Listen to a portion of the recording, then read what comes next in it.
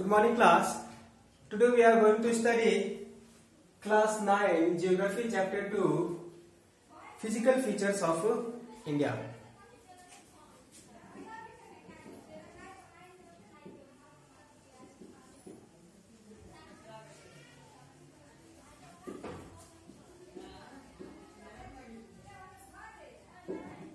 Physical features of India.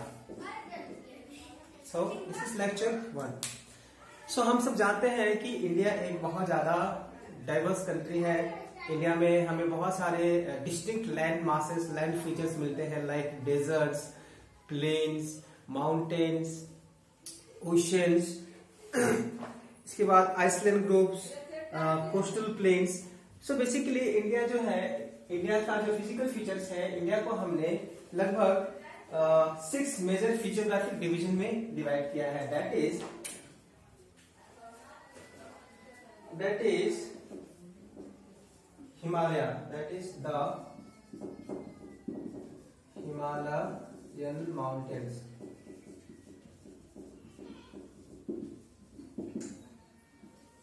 The Himalayan mountains. अगर हम first की बात करें तो हमने सबसे पहला जो मेजर फिजियोग्राफिक डिवीजन है उसमें हमने पहला डिवाइड किया है the Himalayan mountains. So let's see about the Himalayan mountains. So the Himalayas are geologically young and structurally fold mountains. They stretch over the northern boundaries of India. They form an arc covering a distance about 2,400 km. Their width varies from the 400 in Kashmir to 150 in Arunachal Pradesh.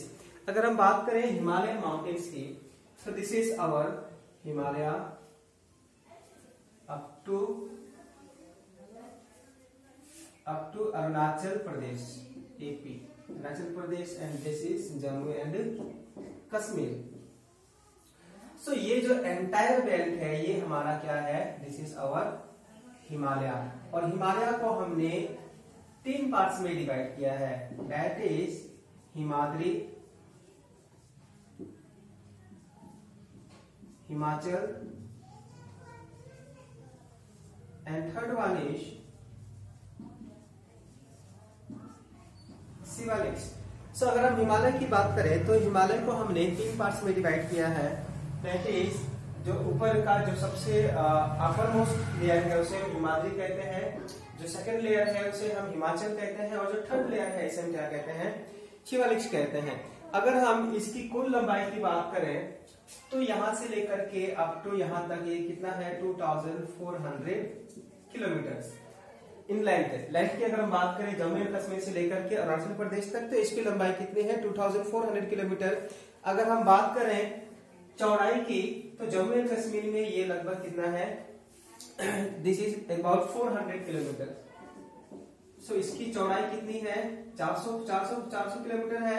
अगर हम अरुणाचल प्रदेश में बात करें तो लगभग ये कितना है? 150 किलोमीटर. सो ये जो हिमालय जो है बहुत ही इंपॉर्टेंट पार्ट है हमारे इंडिया का, और Himalaya is act as a protecting wall from China, जहां से बहुत ही एक्सट्रीमली कोल्ड विंड जो ब्लो करते हैं इंडिया में, इसको ये प्रोटेक्ट करती है.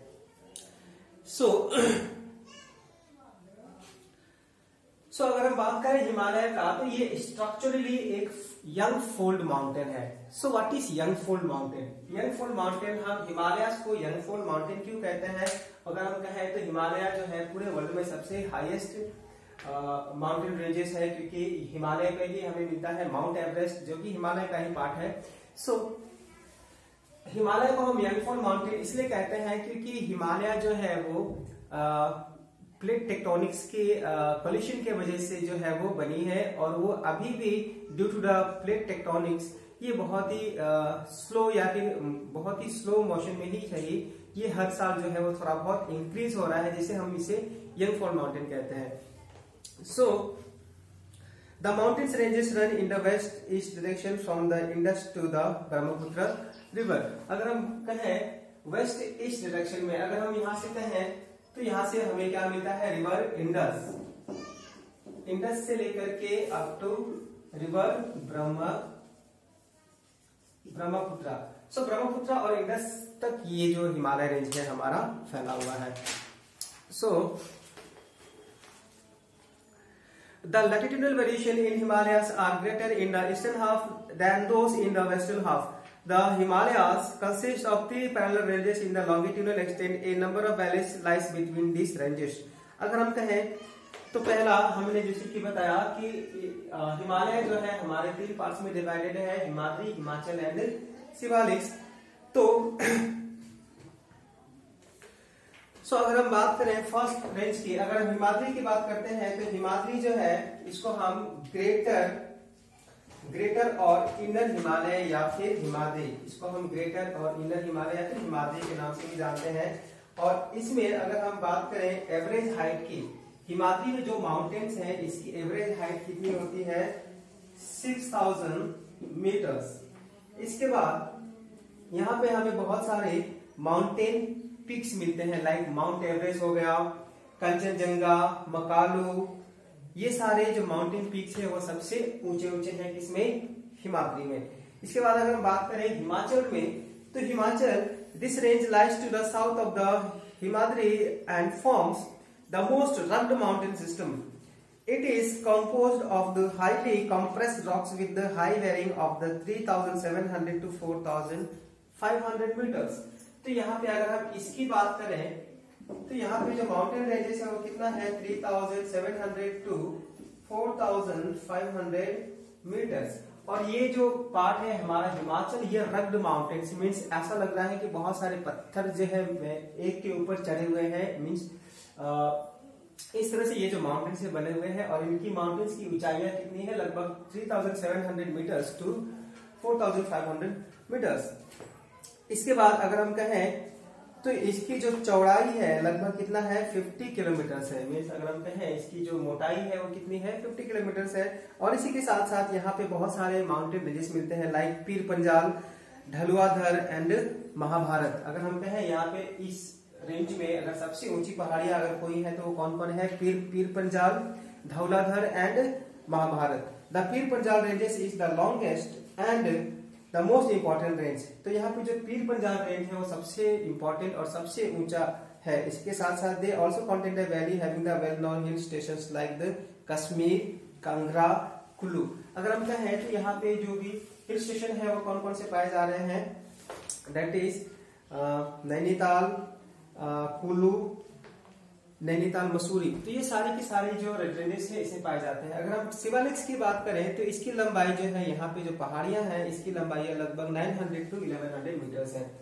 तो इसकी पहाड़ियों की ऊंचाई कितनी है 900 से लेकर के 1100 मीटर तक ऊंची है। और यहाँ पे भी हमें जो है बहुत सारे डून्स मिलते हैं, like the average width is 50 kilometre. और इसकी भी लगभग एवरेज मोटाई कितनी है 50 किलोमीटर है और इसकी भी लगभग 50 किलोमीटर है। इसके बाद they composed of coarse sediments brought by the river from the mainland. अब देखिए ये जो शिवालिक्स है ये एक्चुअली मोस्ट पार्ट बना है किससे, सेडिमेंट से, मींस बहुत सारे रिवर्स जो है हिमालयस में उन्होंने बहुत सारे इरोजन्स करने के बाद जो भी सिल्ट है वो सारे के सारे सैंड एंड सिल्ट्स जो है वो ला करके इस पार्ट में डिपॉजिट करते हैं, जिसकी वजह से यहाँ पे बहुत सारे हमें ड्यून्स मिलते हैं। ठीक है, और इनके नाम पे ही हमने बहुत सारे प्लेसेस को रखे हैं, like Himalayan ranges. This valleys are covered with the thick gravel and aluminium. The longitudinal valley line between the lesser Himalayas are Shivaliks are known as the Duns. अब देखिए एक्चुअली हम इसको डून्स इसलिए कहते हैं क्योंकि बहुत सारी नदियां जो है अपने साथ बहुत सारे मिट्टी, बालू, पत्थर, कंकड़ बहा करके लाती है और शिवालिक्स में डिपॉजिट करती है, जिससे एक मैदान बन जाता है या फिर एक प्लेन बन जाता है जिसको हम लोग डून्स कहते हैं। और इस तरह से यहाँ पे आपने बहुत सारे नाम्स भी हमने इन डून्स पे रखे, लाइक देहरादून। अगर आप बात करें देहरादून भी जो है वो दून इसलिए कहते हैं क्योंकि ये जो प्लेस है ये रिवर के डिपोजिशन से बना है। पहले ये खाई थी या फिर मिसलाली होगी, बट किसी न किसी रिवर के कारण ये डिपॉजिट होती गई और ये भर गई और एक मैदान में कन्वर्ट हो गई है, जिसको हम डून्स कहते हैं। और यहाँ पे एक शहर बसा हुआ है लाइक देहरादून। इसके बाद कोटली दून एंड पतली दून। अगर हम कहें तो यहाँ पे हमें 3 तरह के 3 प्लेसेस मिलते हैं जिससे हम दून के नाम पे रखें। एक देहरादून है, कोटली दून एंड पतली Doon. So I hope all you have understood about the Himalayan mountains. So let's move to our next topic, that is the northern plains.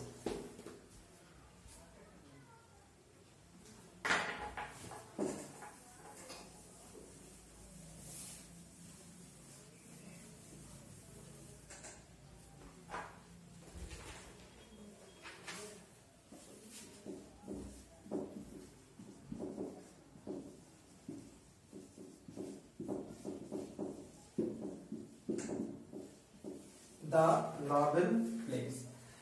So हम सब जानते हैं कि northern plains, the plains is formed by three river system, Indus, Ganga and Brahmaputra, along with their tributaries. This plain is formed by alluvial soil. It is spread over an area of 7 lakh square kilometer. These plains are about 2,400 kilometer long and between 240 to 320 kilometer broad. अब देखिए जो northern plains है, northern plains या फिर हम northern Ganga plane भी कहते हैं, तो ये जो प्लेन्स है वो 3 नदियों से बना है. कौन कौन से?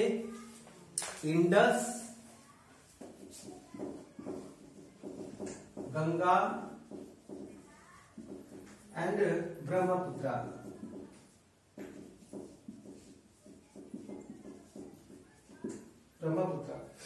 सो अगर हम बात करें नॉर्दर्न प्लेन की, तो ये नॉर्दर्न प्लेन किससे बने हैं? तीन रिवर के डिपोजिशनल एक्टिविटी से बने हैं. और ये जो है माउंटेन से निकलने के बाद जैसे ही प्लेन्स में एंटर करती है, इन्होंने एक बहुत ही विशाल मैदान बनाया है जिसकी कुल लंबाई कितनी है? लगभग 2400 किलोमीटर. और इसकी वेट कितनी है? इसकी विड्थ है कहीं पे 240 एंड कहीं कहीं पे 320 किलोमीटर है. और जो कि टोटल लैंड का वो कितना बनाते हैं? 7 लाख स्क्वायर किलोमीटर. सो जो नॉर्दर्न प्लेन है वो किससे बना है? इन 3 नदियों ने बनाया है. कौन कौन से? इंडस, गंगा और ब्रह्मपुत्र. जो हम उत्तरी भारत देखते हैं, जो उत्तरी मैदान देख रहे हैं, या फिर जिसको हम नॉर्दर्न प्लेन या फिर गंगा प्लेन कहते हैं, तो ये जो मैदानी क्षेत्र है ये पहले कहीं ना कहीं रफ या फिर अप एंड डाउन था, लेकिन इन रिवर्स ने बहुत सालों में मिट्टी को वहां पे भरते भरते इन्होंने एक लार्ज प्लेन बनाया है जिसको हम लोग क्या कहते हैं? Northern plain. और ये इन 3 नदियों ने मिलकर के बनाया है. और इसकी कुल लंबाई कितनी है? लगभग 2400 किलोमीटर. और इसकी विड्थ कहीं पे 240 है तो कहीं पे 350 किलोमीटर है. और इसका हम टोटल अगर लैंड स्क्वायर निकाले तो that is 7 lakh square kilometre. There are densely populated due to the fertile soil. अगर हम बात करें नॉर्दर्न प्लेन्स की, तो northern plain is highly populated. अगर हम बात करें इंडिया की, तो इंडिया में सबसे ज्यादा जनसंख्या हमें कहां पे मिलते हैं? नॉर्दर्न प्लेन में मिलते हैं. क्योंकि ये जो प्लेस है इसको किसने बनाया है? रिवर्स ने बनाया है. और ये प्लेन है जिसकी वजह से यहाँ पे agriculture, irrigation, transportation, communication, housing, ये सारे काम करना बहुत ही इजी है. और यहाँ का जो क्लाइमेट है वो मॉनसूनल टाइप ऑफ क्लाइमेट है, जिससे एग्रीकल्चर और ह्यूमन सेटलमेंट के लिए बहुत ज्यादा आइडियल है. जिसकी वजह से नॉर्दर्न प्लेन्स में लोगों बहुत सारे लोग जो है यहाँ पे रहते हैं. सो the rivers originated from the northern mountains slow down due to the gentle slope which result in the formation of riverine island. Majuli is the largest inhabited riverine island in the world and lies in the Brahmaputra river. अब इसी की तरह अगर हम बात करें रिवरन Iceland, सो आपने रिवरन Iceland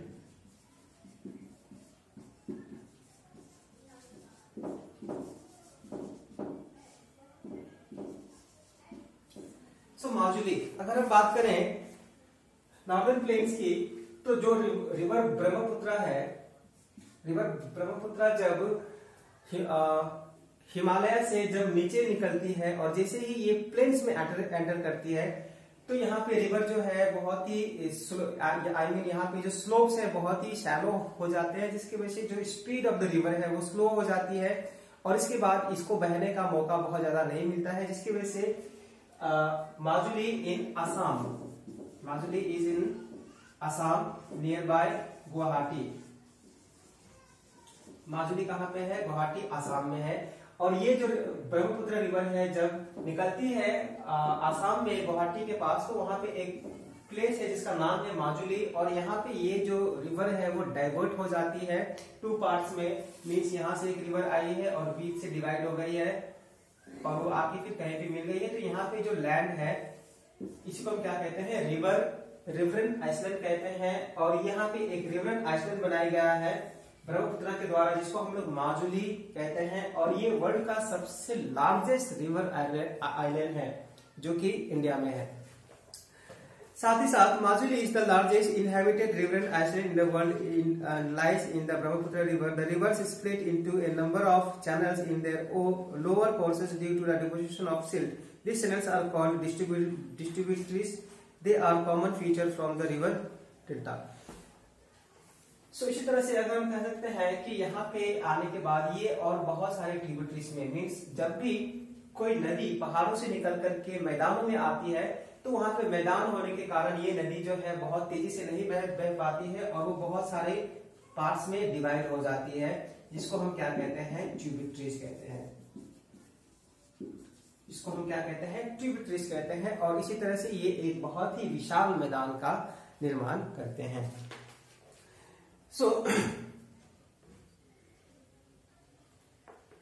So class, let's move to our next topic, that is the peninsular plateau.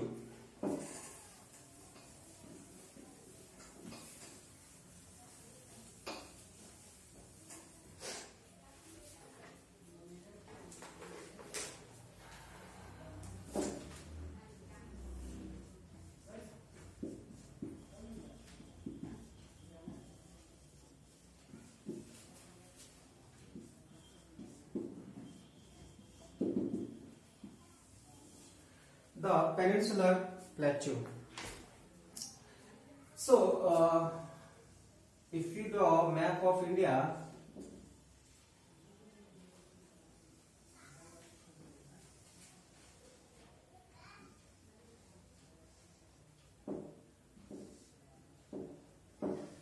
so this is the rough sketch of India map. अगर हम बात करें पेनिनसुलर प्लेटो की, तो हम सब जानते हैं जो सदर्न पार्ट है, मीन्स जो नीचे का जो पार्ट है, इसी को हम क्या कहते हैं? Peninsular India. तो ये जो नीचे का ट्रायंगुलर पार्ट है इसको हम क्या कहते हैं? पेनिनसुलर इंडिया कहते हैं। This is a table land composed of the old crystalline, igneous and metamorphic rock. It was formed due to the break up and the drifting of the Gondwana land. Thus it is a part of the oldest landmass. The plateau has broad and shallow valleys and rounded hills. अब देखिए ये जो डेक्कन प्लेटो है ये actually किससे बना है? ये जो पार्ट है ये ओल्डेस्ट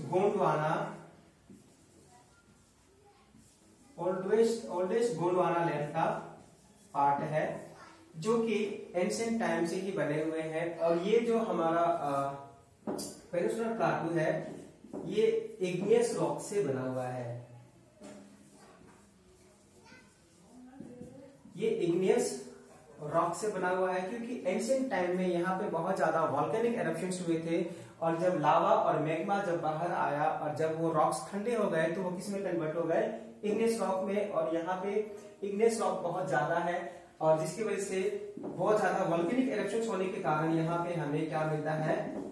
ब्लैक सॉइल। इसके बाद अगर हम बात करें पेनिनसुलर प्लेटोस की, तो इसको भी हमने जो है 3 पार्ट्स में डिवाइड किया है। That is central highlands, Deccan plateau, and third one is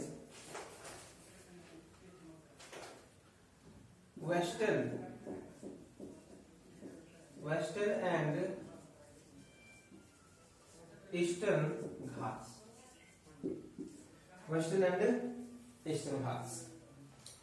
And last one is Deccan Tract and Deccan trap. So अगर हम बात करें द पेनिनसुलर प्लेटू, इसको भी हमने जो है 4 पार्ट्स में डिवाइड किया है, central highlands, Deccan plateau, western and eastern Ghats and Deccan trap. So थोड़ा बहुत हम देख लेते हैं व्हाट इज सेंट्रल हाईलैंड्स में कौन कौन सी चीजें हैं। सो अगर हम बात करें सेंट्रल हाईलैंड्स में, तो सेंट्रल हाईलैंड्स में जितने भी रेंजेस है like Narmada river consist of Malwa प्लेटू, Vindhya range, Aravallis and Aravallis जो कि किसमें लाई करता है, पूरे राजस्थान में। और इसी तरह से बहुत सारे स्लोप्स हैं लाइक चंबल, सिंध, बेतवा, केन। सो मीन्स हम कह सकते हैं सेंट्रल हाईलैंड्स में बहुत सारे, हमने इसी को डिवाइड कर दिया है like this is western Ghats and this is eastern Ghats. और ये जो पार्ट है बीच का, इसको हम क्या कहते हैं, सेंट्रल हाईलैंड्स। और सेंट्रल हाईलैंड्स में ही वेस्टर्न घाट्स और ईस्टर्न घाट्स है जो कि अप टू मध्य प्रदेश फैला हुआ है। अगर हम वेस्टर्न घाट की बात करें अप टू राजस्थान, तो इसी में बहुत सारे Satpura range, Vindhya range, Aravalli range और बहुत सारे रिवर्स लाइक नर्मदा, रावी, सिंध, नर्मदा, कृष्णा, कावेरी, सिंध, ये सारे रिवर जो है वो इस एरियाज में फ्लो करते हैं। साथ साथ अगर हम डेक्कन प्लेटू की बात करें, तो यहाँ पे ये एक ट्रायंगुलर लैंड मास है जो कि हमारे साउथ में फैला हुआ है, this is called Deccan trap. तो ये ट्रायंगुलर है और यहाँ पे हमें बहुत सारे हाईलाइट्स मिलते हैं, जिसमें से अगर हम कहें मैकल रेंज, इसके बाद कैमूर हिल्स, महादेव हिल्स। तो यहाँ पे हम कहें कि इस एरिया में जो सबसे बड़ी बड़ी पहाड़ियां हैं वो कैमूर हिल्स है, महादेव हिल्स है, जो कि हमें किसमें मिलते हैं, डेक्कन प्लेटू में। इसके बाद अगर हम कहें वेस्टर्न और ईस्टर्न घाट्स में, तो यहाँ पे सह्याद्री रेंज है एंड ऑल्सो अनाई। अगर हम कहें कि अगर हम वेस्टर्न घाट्स और ईस्टर्न घाट्स की अगर हम सबसे ऊंचाई वाली बात करें, तो अगर हम सबसे ऊंचा अगर हम वेस्टर्न घाट्स में कहते हैं तो डेट इज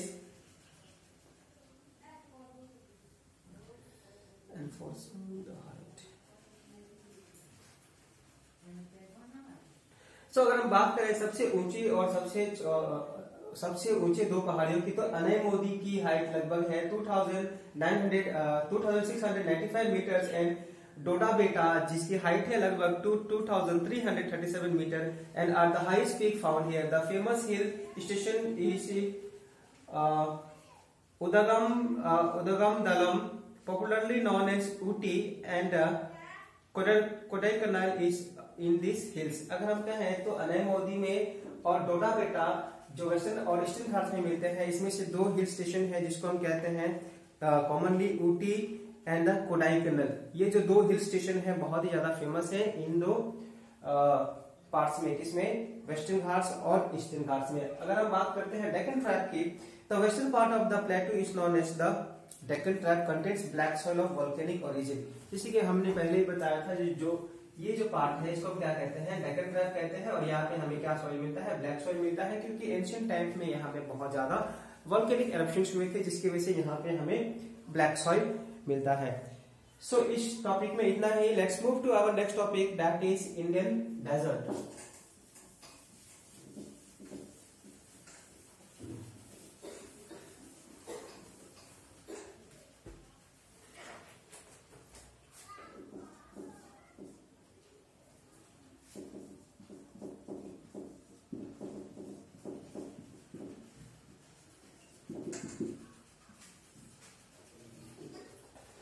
सो क्लास, आप सब जानते ही होंगे कि इंडिया में डेजर्ट्स कहाँ पे पाए जाते हैं। We all know that there is a big desert found in India, that is Thar desert, जो कि कहाँ पे मिलता है, राजस्थान में। So this lies on the western margin of the Aravalli hills. It consist of the wave like sandy plain with various type of sand dunes. It receives less than 150 millimetre rainfall. अगर हम map draw करते हैं, India map,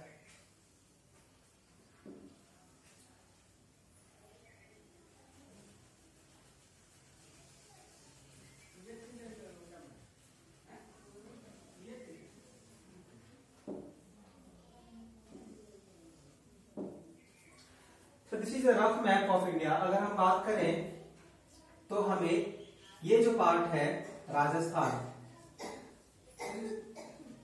इस part में हमें क्या मिलते हैं, डेजर्ट्स मिलते हैं, और ये जो है यहाँ पे हमें एक माउंटेन रेंजेस मिलते हैं जिसको हम क्या कहते हैं, अरावली। अरावली माउंटेन रेंज हमें कहाँ पे मिलते हैं, राजस्थान में। और यहाँ पे अगर हम एनुअल रेनफॉल की बात करें तो 150 मिलीमीटर रेनफॉल एनुअली। तो अगर हम डेजर्ट्स की बात करें, इंडियन थार डेजर्ट्स की, तो यहाँ पे एनुअल रेनफॉल कितना है, 150 मिलीमीटर, मीन्स 15 सेंटीमीटर्स और 150। सो it has arid climate with long vegetation. Here stream appear only during the monsoon season. Luni is the only large river in this region. अगर हम बात करें तो ये जो एरिया है बहुत ही ड्राई है, जिसको हम एरिड रीजन कहते हैं। This region is arid region and there is only one river that is Luni, जो कि ईस्टर्न पार्ट में है राजस्थान के, और एकदम वेस्टर्न पार्ट में बहुत ज्यादा ड्राई है। अगर हम ईस्टर्न पार्ट की बात करते हैं, यहाँ पे हमें कुछ ना कुछ ग्रीनरी मिलती है। इसी के साथ साथ क्रिसेंट शेप से dunes called barchans cover most of the deserts. अगर हम बात करें यहाँ पे थार डेजर्ट की, तो थार डेजर्ट में मोस्ट पार्ट में हमें बहुत ज्यादा बर्चन्स जो है वो एक सैंड ड्यून है, जो कि लाइक रेत के टीले की तरह दिखती है, और वो हमेशा शेप एंड साइज जो है वो रेगुलरली चेंज होते रहते हैं।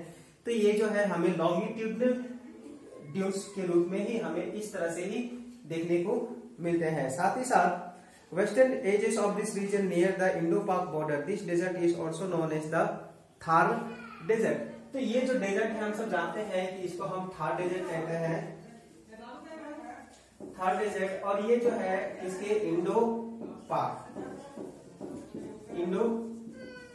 में कवर्ड है, क्योंकि इसके बाद पाकिस्तान स्टार्ट हो जाता है, और ये जो है इंडिया से लेकर के पाकिस्तान तक फैला हुआ है। सो इस टॉपिक में इतना ही। Let's move to next topic, the coastal plains.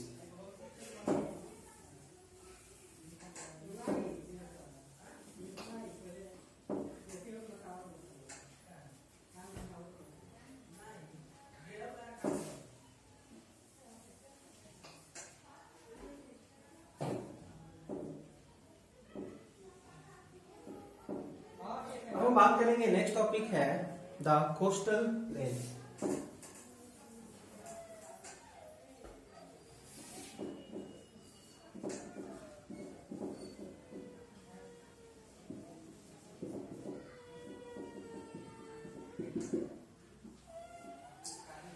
So coastal plains में हम सब जानते हैं कि हमारा जो ओशंस है वो इस पार्ट तक डिवाइडेड है, that is Bay of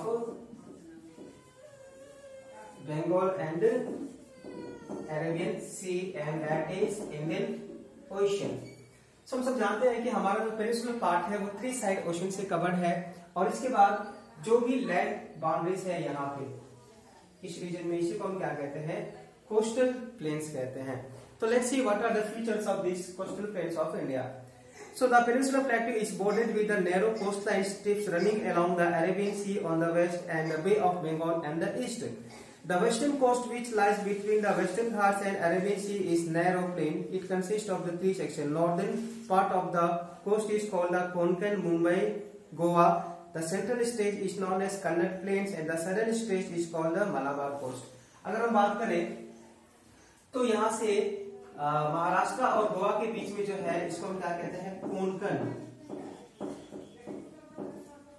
Konkan range कहते हैं। इसके बाद हम क्या करते हैं, central state is called Kannada plane.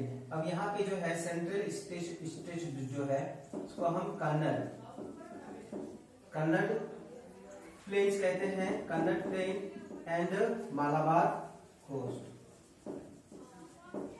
Malabar coast. और जो वेस्टर्न पार्ट में है, ईस्टर्न पार्ट में, इसको क्या कहते हैं, मालाबार कोस्ट कहते हैं। The plain which lies along the Bay of Bengal is more wide and level.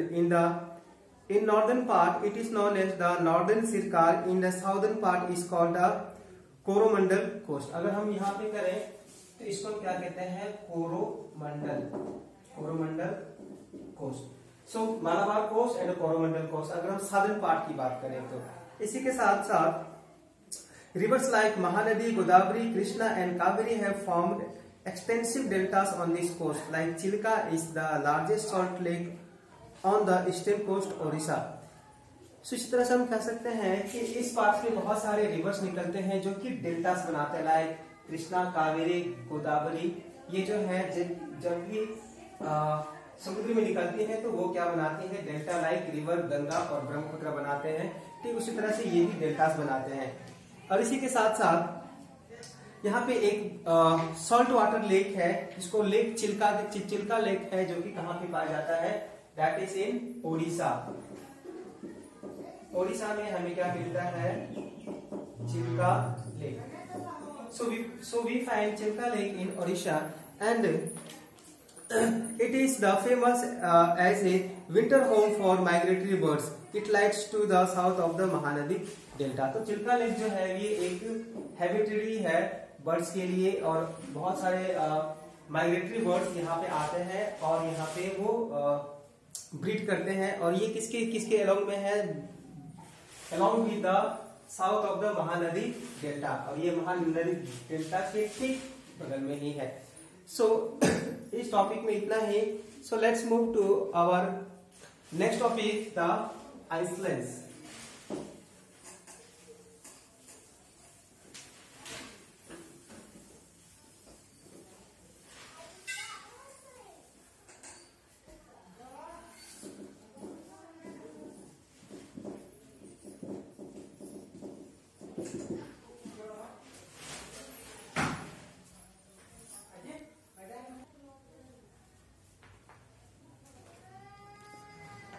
So class, our last topic is the Icelands. So हम सब जानते हैं कि इंडिया में 2 groups of islands हैं, that is Lakshadweep and Andaman and Nicobar. So the Lakshadweep island group is it lies close to the Malabar coast in Kerala. This group of island is composed of small coral islands. Early they were known as the Lakadweep, Mykonos and Amdweep. In 1973, these were named as Lakshadweep. They cover a small area of 32 square kilometre. So देखिए, अगर हम बात करें Lakshadweep islands की, तो ये एक coral islands थे। So you know about corals. Corals are microscopic animals